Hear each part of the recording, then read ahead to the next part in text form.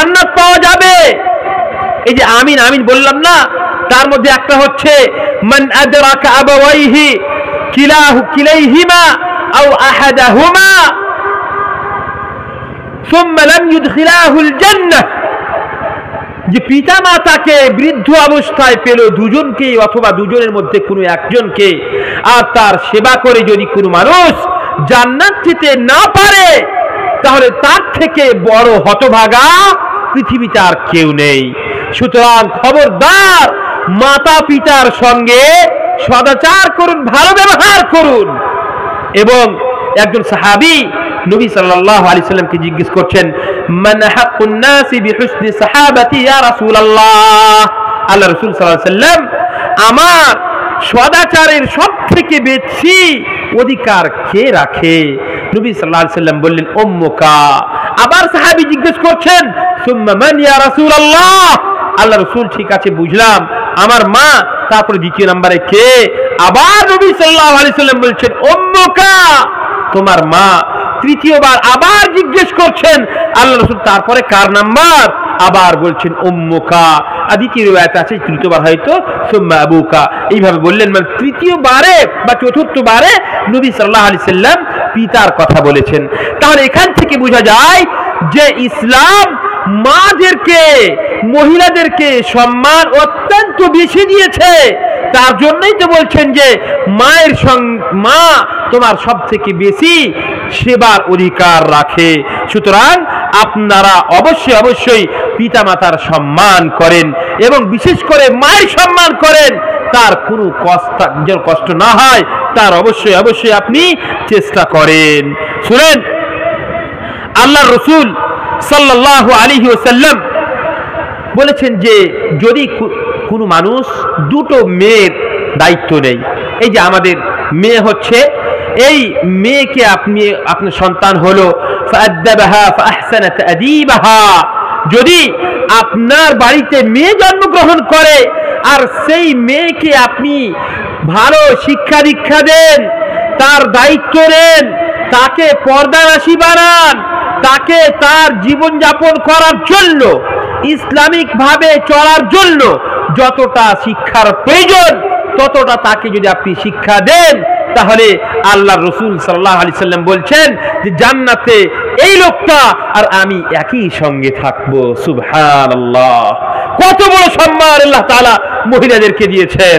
সুতরাং মহিলাদেরকে সম্মান করতে শিখুন এবং মহিলাদের তারবিয়াত করুন। কিভাবে?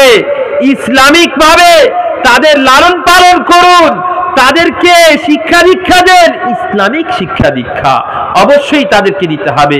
আর শুনে রাখেন, আল্লাহ রাব্বুল আলামিন আপনাদেরকে দায়িত্বশীল বানিয়েছেন। আলা কুল্লুকুম রাইন ওয়া কুল্লুকুম মাসউলুন আন রাইয়াতিহি, ভালো করে শুনে রাখুন, আপনাদের সকলকে আল্লাহ রাব্বুল আলামিন দায়িত্বশীল বানিয়েছেন এবং প্রত্যেকটা মানুষকে আল্লাহ তাআলা তার নিজের নিজের দায়িত্ব সম্পর্কে জিজ্ঞাসাবাদ করবেন।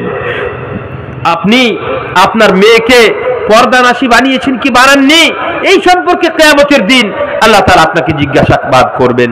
বলেন, আপনার মেয়ে, আমি প্রত্যেক জায়গাতে এই বক্তব্যটাই করি, কারণটা হচ্ছে আজকালকে সব থেকে বড় ফিতনা আমাদের সমাজের যে সমস্ত বড় বড় ফিতনা রয়েছে তার মধ্যে সব থেকে বড় ফিতনা হচ্ছে মহিলাদের ফিতনা।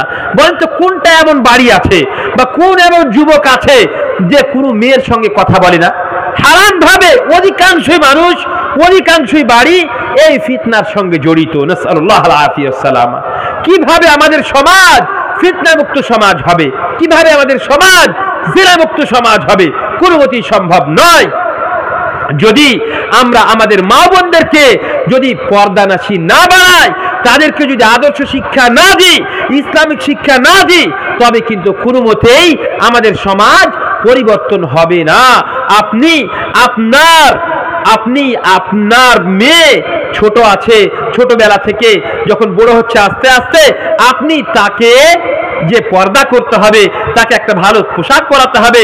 আর আজকালকে দুঃখের বিষয় যে মার্কেটে যে সমস্ত পোশাক পাওয়া যাচ্ছে এই ফুল হাতের পাওয়া যাবে না। ফুল হাতের পোশাক মেয়েদের জন্য, ছোট ছোট মেয়ের জন্য আপনি যদি মনে করেন যে ফুল হাতের পোশাক কিনবো, খুঁজে পাবেন না। সব দেখবেন ওই টেপ আর এখান থেকে হাত কাটা, এরকমই পাবেন।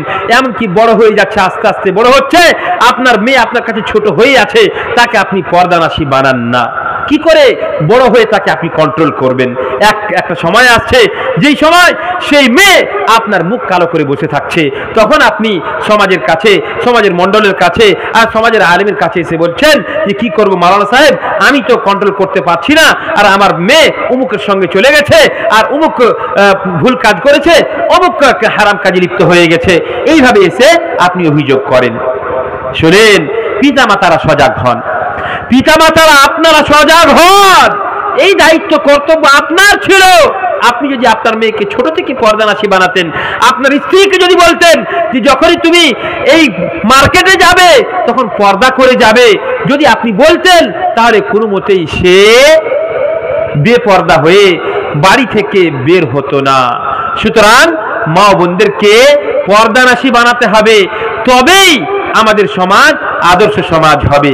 আরো একটা কথা আমি আপনাদেরকে বলি যে পর্দা শুধুমাত্র মা বোনদের জন্য নয়।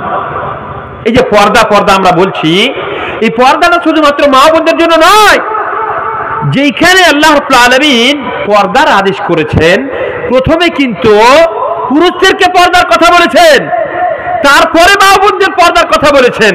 আর তার আগে কয়েকটা আয়াত আছে, ওই আয়াতগুলোকে আমাদেরকে শুনতে হবে।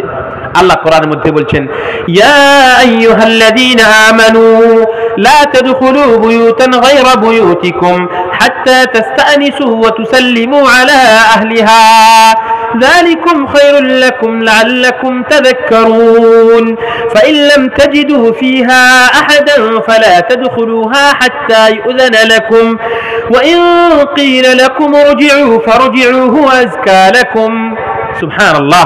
কত সুন্দর কথা আল্লাহ বলছেন। আমাদের সমাজের একটাও লোক এই আয়াতের উপরে আমল করে না। মা বোনেরা, আপনারাও শুনে রাখেন কথাগুলো ভালোভাবে। কি বলছেন আল্লাহ তাআলা? বলেন তো, আপনি যখন কাউরি বাড়ি যান, আপনার গ্রামে বা আপনার প্রতিবেশীর বাড়ি যান, তখন কি আপনি অনুমতি নিয়ে যান? ডাইরেক্ট ও বাড়িতে আছো দরজাতে মারলে, আর কোনো সময় খ্যাখর দিলে, আর কোনো সময় না বলেই ডাইরেক্ট বাড়ির ভিতরে ঢুকে গেল। আপনি তো জানেন না বাড়ির ভিতরে এই মহিলাটা, বাড়ির ভিতরে যে সমস্ত মহিলারা আছে তারা কি অবস্থায় আছে। বাড়ির ভিতরে স্বাভাবিক মহিলারা পর্দা হয়ে থাকবে না, আর আপনি এইভাবে হঠাৎ করে ঢুকে গেলেন। এটা কি আপনার জন্য বৈধ? কে আপনাকে অনুমতি দিয়েছে? আল্লাহ তো আপনাকে মানা করেছেন, বলছেন লা তাদখুলু বুয়ুতান গায়রা বুয়ুতিকুম হাত্তা তাস্তানিসু ওয়া তুসাল্লিমু আলা আহলিহা। খবরদার, অপরের বাড়িতে বিনা অনুমতিতে প্রবেশ করবে না। আর অনুমতি নেওয়া এটাও পদ্ধতি নয় যে আপনি খ্যাখর দিয়ে চলে গেলেন, এটা অনুমতি নয়। হাত্তা তুসাল্লিমু তাস্তানিসু ওয়া তুসাল্লিমু, অনুমতি নিতে হবে। বাড়ি থেকে ঢুকবো, সালাম প্রদান করতে হবে, আসসালামু আলাইকুম, আসসালামু আলাইকুম, আসসালামু আলাইকুম। এইভাবে সালাম দেওয়ার পরে উত্তর যদি আসে, আপনাকে যদি ভিতরে ডাকে, তবে আপনি প্রবেশ করবেন। আর এমনি আপনি প্রবেশ করবেন, এটা আপনার জন্য বৈধ নয়। আর এইভাবেই খালাতো ভাই, ফুফাতো ভাই, মামাতো ভাই আর দেওর আর যত আপনার সম্পর্কে মানুষ আছে, সকলেই বাড়ির ভিতরে ঢুকছে যখন মন তখন। আর আমাদের দুঃখের বিষয়, আমাদের মা বোনেরা এরাও তার সঙ্গে গল্প সুন্দর মধুর গল্প লাগিয়ে দিলে, আর কিছুদিন পরে শুনতে পাওয়া যায় যে তারা ফিতনায় লিপ্ত হয়ে গেছে। নাসআলুল্লাহ আল আফিয়াস সালাম। তো ফিতনার যে সমস্ত দরজা আছে, আল্লাহ তাআলা তাকেই প্রথমে বন্ধ করেছেন। এবার আসেন, আল্লাহ রাব্বুল আলামিন যুবকদেরকে পর্দার কথা বলেছেন। قل للمؤمنين يغضوا من أبصارهم ويحفظوا فروجهم ذلك أزكى لهم إن الله خبير بما يصنعون। আল্লাহ বলছেন, হে নবী, আপনি মুমিনদেরকে বলে দেন যে তারা যেন নিজের দৃষ্টিকে নিচে রাখে। আপনি রাস্তায় চলাচল করছেন তো আপনার দৃষ্টিকে নিচে রাখতে হবে। আর আল্লাহ কি বলছেন? ওয়াহফাযু ফুরুজাহুম, এবং তারা যেন নিজের লজ্জাস্থানের হেফাজত করে, মানে কোনো হারাম কাজে, জিনাতে যেন লিপ্ত না হয়। এই কথা আল্লাহ রাব্বুল আলামিন কোরআনে কারীমের মধ্যে বলছেন। আপনি যখন রাস্তাঘাটে পথে চলাচল করবেন, সেই সময় যদি আপনার দৃষ্টি নিচে রাখেন, তবে অবশ্যই অবশ্যই আপনি নিজেকেও ফিতনা থেকে বাঁচাতে পারবেন। একটা রাস্তায় একটা সুন্দরী মহিলা, সে হয়তো বেপরদা হয়ে যাচ্ছে আর আপনি তার দিকে বারবার করে তাকাচ্ছেন, এটাও আপনার জন্য বৈধ নয়, এটাও হারাম। তারপরে আল্লাহ রাব্বুল আলামিন মা বোনদেরকে একটা লম্বা চওড়া আয়াত বললেন, ওয়াকুল লিল মুমিনাতি ইয়াগদুদুনা মিন আবসারিহিন্না ওয়া ইয়াহফাযনা ফুরুজাহুন্না ওয়া লা ইবদিনা যিনাতাহুন্না ইল্লা মা যাহারা মিনহা وليضربن بخمرهن على جيوبهن ولا يبدين زينتهن إلا لبعولتهن أو آباء بعولتهن أو أبنائهن أو إخوانهن أو بني إخوانهن أو نسائهن أو ما ملكت أيمانهن أو التابعين غير أولي الإربة من الرجال أو الطفل الذين لم يظهروا على عورات النساء লম্বা আয়াত। তারপরে আল্লাহ তাআলা মা বোনদেরকে বললেন যে তারাও যেন নিজের দৃষ্টিকে নিচে রাখে এবং তারাও যেন পর্দা করে চলে এবং তাদের সৌন্দর্যকে শুধুমাত্র কয়েক প্রকার মানুষ দেখার অধিকার রাখে। তার মধ্যে যাদের সঙ্গে বিবাহ সম্পূর্ণভাবে হারাম রয়েছে তাদের সামনে শুধুমাত্র বের হতে পারে। তবুও মুহাররামাত আবাদিয়াহ যেগুলো, এটা নয় যে আপনার যেমন বহুরুর সঙ্গে বিয়ে তো হারাম, কিন্তু আপনি বলবেন যে বহুরুর সঙ্গে তার সামনে যেতে পারবে নাকি? না, সে যদি আপনার বোনটাকে ছেড়ে দেয় তবে আপনাকে বিয়ে করতে পারবে, অন্য বোনকে বিয়ে করতে পারবে তো? এটা তো মুহাররামাত আবাদিয়াহ হলো না। সুতরাং কয়েক প্রকার পিতা রয়েছে, স্বামী রয়েছে। স্বামী, মহিলাদের স্বামী শুধুমাত্র তারাই মহিলার সম্পূর্ণ সৌন্দর্যকে ভোগ করতে পারে, তাছাড়া পৃথিবীর কোনো মানুষ তার সৌন্দর্যকে সম্পূর্ণভাবে ভোগ করতে পারে না। তাছাড়া যেমন তার সৌন্দর্য দেখতে পারে সেটা হচ্ছে বাপ, তার ভাই, দাদা, তেমনি ভাবে তার ভাতিজা, তার ভাগ্নি, মহিলারা, মুসলিম মহিলারা, অমুসলিম মহিলারা পর্যন্ত। ইবনে কাসির রাহমাতুল্লাহ আলাইহি তাফসীরের মধ্যে বলছেন যে নিসা যে শব্দটা এসেছে এখানে মুসলিম মহিলা বলা হয়েছে শুধুমাত্র। সুতরাং এই কয়েক প্রকার মানুষ শুধুমাত্র তাদের সৌন্দর্যকে দেখতে পারে। শুনে রাখুন পুরুষেরা, আপনারাই হচ্ছেন দায়িত্বশীল। আপনারা যদি চান যে মা বোনদেরকে পর্দাবানাসী বানাবো তবে আপনারা পারবেন। আর যদি মনে করেন যে না আমাদের সমাজ যেখানে যাচ্ছে যাক, তবে কিন্তু কোনো মতেই সমাজে কোনো মতেই পরিবর্তন হবে না। আল্লাহ কোরআনে বলছেন ইন্নাল্লাহা লা ইউগাইয়িরু মা বিকওমিন হাত্তা ইউগাইয়িরু মা বিআনফুসিহিম। আল্লাহ রাব্বুল আলামিন কোনো জাতিকে, কোনো কওমকে অতক্ষণ পর্যন্ত পরিবর্তন করবেন না যতক্ষণ পর্যন্ত সে নিজেকে পরিবর্তন করেছে। আমি একটা ঘটনা আপনাদেরকে শোনাবো, শুনি আমার বক্তব্য শেষ করব ইনশাআল্লাহ তাআলা। যেখানে পর্দার কথা বলা হয়েছে এবং আপনি আপনার মেয়ের, আপনার বোনের কিভাবে তাকে পর্দানাসী বানাবেন এই সম্পর্কে আল্লাহ রাব্বুল আলামিন কোরআনে কারীমের মধ্যে মুসা আলাইহিস সালাতু ওয়াস সালামের ঘটনা আপনাদেরকে আমি কোরআন থেকে শোনাই। আল্লাহ রাব্বুল আলামিন মুসা আলাইহিস সালাতু ওয়াস সালামের ঘটনা বর্ণনা করতে গিয়ে সূরাতুল কাসাসের মধ্যে বলছেন ولما ورد ماء مدين وجد عليه أمة من الناس يسقون ووجد من دونهم امرأتين تذودان قال ما خطبكما قالتا لا نسقي حتى يصدر الرعاء وأبونا شيخ كبير فسقى لهما ثم تولى إلى الظل فقال رب إني لما أنزلت إلي من خير فقير فجاءته إحداهما تمشي على استحياء قالت إن أبي يدعوك ليجزيك أجر ما سقيت لنا فلما جاءه وقص عليه القصص قال لا تخف نجوت من القوم الظالمين سبحان الله। কত সুন্দর ঘটনা। আল্লাহ রাব্বুল আলামিন মুসা আলাইহিস সালাতু ওয়াস সালামের সম্পর্কে বলছেন। মুসা আলাইহিস সালাতু ওয়াস সালাম মাদিয়ান শহরে পদার্পণ করলেন। উনি দেখলেন যে একটা কুয়ার পাশে কিছু মানুষ তাদের জন্তুদেরকে পানি পান করাচ্ছে এবং দুটো মহিলাকে দেখছে তারা দূরে দাঁড়িয়ে আছে। মুসা আলাইহিস সালাতু ওয়াস সালাম গিয়ে বলছেন ক্বালা মা খাতবুকুমা, কি ব্যাপার তোমরা কেন বাইরে আলাদা করে দাঁড়িয়ে আছো? قالتا لا نسقي حتى يصدر الرعاء মহিলা দুইজন বলল কি যে লা নাসকি হাত্তা ইসতিরার রিয়া ওয়া আবুনা শাইখুন কাবীর। কি বলছে, আমাদের জন্য শোভনীয় নয় যে আমরা পুরুষদের কাছে গিয়ে আমরা সেখানে গিয়ে ঝামেলা বাঁধাবো অথবা সেখানে আমরা পুরুষদের সঙ্গে তাদের সঙ্গে সংঘাত করব, এটা আমাদের জন্য বৈধ নয়।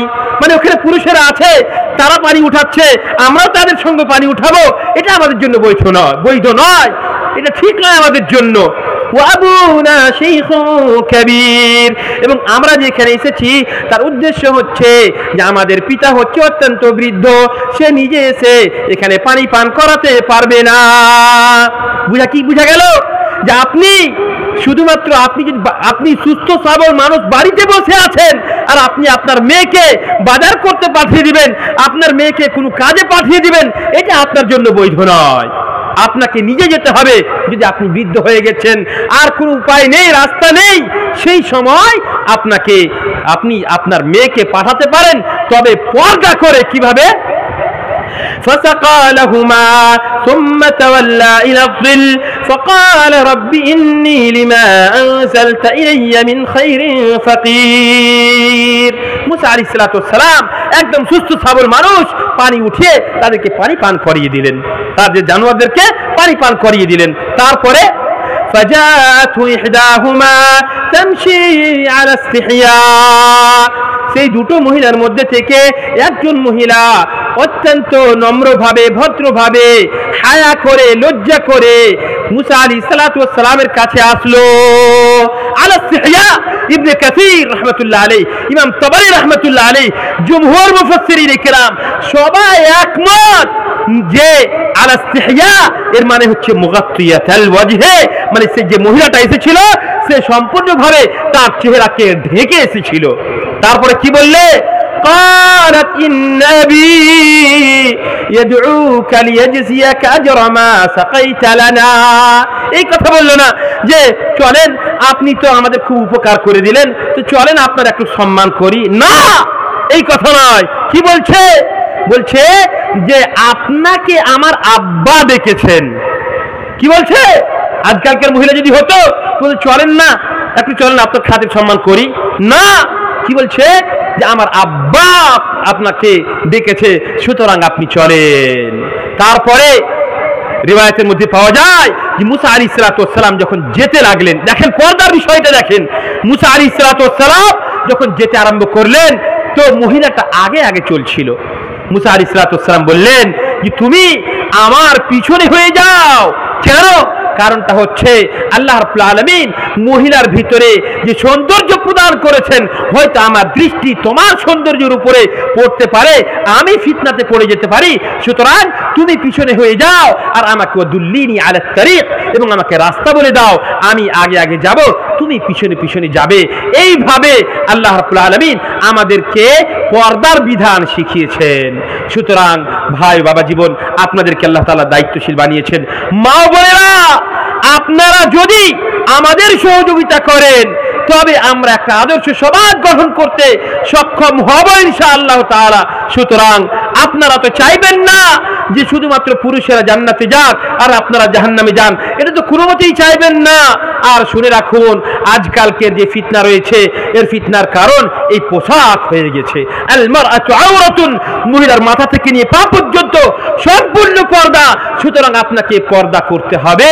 এবং আল্লাহ রাসূল সাল্লাল্লাহু আলাইহি সাল্লাম কিয়ামতের পূর্বে যে দুর্ঘটনাগুলো ঘটবে তার সম্পর্কে স্পষ্টভাবে বলে দিয়েছেন, নিসাউন কাসিয়াতুন আরিয়াতুন মাইলাতুন মুমিলাতুন রুউসুহুন্না কাসনিমাতিল বুখতিল মাইলা লা ইয়াদখুলনাল জান্নাহ ওয়া লা ইয়াজিদনা রিহাহা ওয়া ফি রিওয়ায়া ওয়া ইন রিহাহা লাতুজাদু মিন মাসিরাতি 50000 সানা। সুবহানাল্লাহ। নবী সাল্লাল্লাহু আলাইহি ওয়াসাল্লাম বলছেন কিয়ামতের পূর্বে কিছু মহিলা হবে যারা পরিধানে উলঙ্গ থাকবে। এইভাবে তরজমা করতে হবে এটা, মানে এমন পোশাক পরে থাকবে যে আল্লাহ রাব্বুল আলামিন তার ভিতরে যে সৌন্দর্য প্রদান করেছেন সেই সৌন্দর্যটা তার পোশাকের উপর থেকেই ফুটে পড়বে। আজকালকে বরখাটা শুধুমাত্র সম্পূর্ণ পর্দা বিষয় হয়ে থাকেনি, মানে এমন বরখা বের হয়েছে যে বরখাকে বরখা পরাতে হবে। দেখবেন যে সুন্দর করে এই আপনার এখানে লটকিছে আর এখানে ফুল বানা আছে, বিভিন্ন প্রকারের মানে ফুল বানিয়ে রেখেছে বরখাতে। এই ফুলের মাধ্যমে তো মানুষের দৃষ্টি আপনার দিকে আরো আকর্ষণ হবে। সুতরাং এরকম ফুলওয়ালা বরখা থেকে বাঁচুন আর সম্পূর্ণভাবে পর্দা করার চেষ্টা করুন। রাসূলুল্লাহ সাল্লাল্লাহু আলাইহি ওয়াসাল্লাম বলছেন, কিয়ামতের পূর্বে কিছু মহিলা হবে যারা পরিধানে উলঙ্গ হয়ে থাকবে, এমন পোশাক পরবে যে ভিতরের মানে উপর থেকে ভিতরে সমস্ত কিছু প্রকাশ হবে। তাদের উতরাই চাহাই, উঁচা নিচা যা কিছু আছে, সৌন্দর্য আছে, সব কিছু বোঝা যাবে আল্লাহর। এবং তারা চুল যে বাঁধবে সেই উঁচা করে বাঁধবে, আর এবং আরো একটা কথা বললেন, মাইরাতুল মুমিরাত, রাস্তাতে যখন চলাফেরা করবে হক থেকে দূরে সরে থাকবে, আর রাস্তাতে চলার সময় এমন ভাবে চলবে যে পরপুরুষের দৃষ্টিকে তার নিচের দিকে আকর্ষিত করবে। আল্লাহর রাসূল সাল্লাল্লাহু আলাইহি ওয়াসাল্লাম বলছেন, লা ইয়াদখুলনাল জান্নাহ ওয়া লা ইয়াজিদনা রিহাহা, এরা জান্নাতে যাওয়া তো দূরের কথা, জান্নাতের হাওয়া পর্যন্ত পাবে না, জান্নাতের হাওয়া পর্যন্ত পাবে না। ওয়া ইন্না রিহাহা লাতুজাদু মিন মাসিরাতি 50000 সানা, অথচ জান্নাতের হাওয়া সম্পর্কে রাসূলুল্লাহ সাল্লাল্লাহু আলাইহি ওয়াসাল্লাম বলছেন, আজকের সবথেকে দ্রুত গতিতে যে যানবাহন চলে সেই যানবাহনে চেপে 50,000 বছর ধরে যদি আপনি ট্রাভেল করেন, সফর করে যাবেন, যত দূর পর্যন্ত পৌঁছাবেন তত দূর পর্যন্ত জান্নাতের সুগন্ধি পাওয়া যায়। আর যে সমস্ত মহিলারা পর্দা করবে না, যারা যেই মা বোনেরা পর্দা করবে না, তারা জান্নাতে যাওয়া তো দূরের কথা, জান্নাতের হাওয়া পর্যন্ত পাবে না। এর মানে হচ্ছে মুহাদ্দিসিনরা এর ব্যাখ্যা বিশ্লেষণ করছেন যে এর মানে হচ্ছে তারা জান্নাতে যাবে না। আপনি কি চাইবেন যে আপনি জান্নাতে যান আর আপনার স্ত্রীটা, আপনার বোনটা জাহান্নামে যাক? এটা কি আপনি কোনোদিনই চাইবেন? কোনোদিনই চাইবেন না। সুতরাং আপনি যখন চাইবেন না, তো আপনি তারজুন নাজাতা ওয়া লান তাসলুক মাসালিকাহা ফাইন্নাস সাফিনাতা লান তাজরি আলাল ইয়াবসি, আপনি পরিত্রাণ পেতে চান আর তার রাস্তাকে যদি আপনি অবলম্বন না করেন, তাহলে কি করে আপনি পরিত্রাণ পাবেন? একটা নৌকাকে তৈরি করে যদি আপনি এই ক্যানেলে না চালিয়ে আপনি যে রাস্তাতে চালিয়ে দেন, সেটা কি চলবে? কোনোমতি চলবে না। সুতরাং আপনি যদি একটা আদর্শ সমাজ গঠন করতে চান, ইসলামিক সমাজ গঠন করতে চান, তবে মা বোনদেরকে পর্দানাশী বানান। মা বোনেরা, আপনাদের কাছে অনুরোধ, আপনারাও পর্দানাশী হন, নিজেকে হেফাজত করুন। আপনি হচ্ছেন আদর্শ নারী, আপনার সম্মান আল্লাহ তাআলা পৃথিবীতে সব থেকে বেশি প্রদান করেছেন, এবং 4টা কাজ করলে আপনি জান্নাতে যাবেন। 5 ওয়াক্তের নামাজ পড়েন, রোজা রাখেন, স্বামীর কি ইতাআত করেন, ইদা সাল্লাত মারআত খামসাহা ওয়া সামাত শাহরাহা ওয়া হাফিজাত ফারজাহা, নিজের সম্মান লজ্জা স্থানে হেফাজত করেন। এই 4টা যদি বৈশিষ্ট্য আপনার ভিতরে থাকে, তবে কিয়ামতের দিন আপনাকে বলা হবে জান্নাতের যে কোনো দরজা দিয়ে ইচ্ছা সেই দরজা দিয়ে আপনি জান্নাতে প্রবেশ করেন। সুতরাং জান্নাতে যাওয়ার সুযোগও আপনাদের অনেক বেশি, আলহামদুলিল্লাহ। কাজেই মা বোনেরা, আপনারা আমাদেরকে আদর্শ সমাজ গড়তে সহযোগিতা করুন এবং পর্দানাশী হন, পর্দা করুন, নিজের সম্মানকে বাড়ান, নিজের লজ্জা স্থানে হেফাজত করুন, নিজের শরীরের হেফাজত করুন, এবং পুরুষদের ফিতনা থেকে আপনারা নিজে বাঁচুন, এবং পুরুষদেরকে বলবো আপনারা মহিলাদের ফিতনা থেকে বাঁচুন। আপনারাও নিজের দৃষ্টিকে নিচে রাখুন, নিজের লজ্জা স্থানে হেফাজত করুন। মা ও বোনেরা, আপনারাও পর্দানাশী হন। আল্লাহ রাব্বুল আলামিনের কাছে দোয়া করি, আল্লাহ তাআলা আমাদের সকলকেই মুত্তাকী এবং পরহেজগার হওয়ার তৌফিক প্রদান করেন, আমিন। আল্লাহ তাআলা আমাদের সকলকেই সমস্ত প্রকার হারাম থেকে বাঁচার তৌফিক প্রদান করেন, আমিন। আমরা যে সমস্ত বক্তব্য শুনবো সেগুলোর উপরে আমল করার তৌফিক প্রদান করেন, আমিন। আল্লাহ তাআলা যেন আমাদেরকে আদর্শ পরিবার এবং আদর্শ সমাজ গঠন করার তৌফিক প্রদান করেন, আমিন। আল্লাহ তাআলা আমাদের সকলকেই নিজের নিজের দায়িত্ব বুঝে সেই দায়িত্বকে যেন ওরা পালন করতে পারে তার তৌফিক প্রদান করেন, আমিন। আল্লাহ তাআলা আমাদের মা বোনদেরকে পর্দানাশী হওয়ার, তাদেরকে সম্পূর্ণভাবে নিজের শরীরের হেফাজত করার, শরীরকে ঢেকে চলাফেরা করার তৌফিক প্রদান করেন, আমিন। ওয়া আখিরু দাওয়ানা আলহামদুলিল্লাহি রাব্বিল আলামিন। এখন আপনাদের সামনে সুপরিচিত সুদূর মুম্বাই থেকে এসেছেন খুব যোগ্য আলেম, মাশাআল্লাহ, তাবারাকাল্লাহ।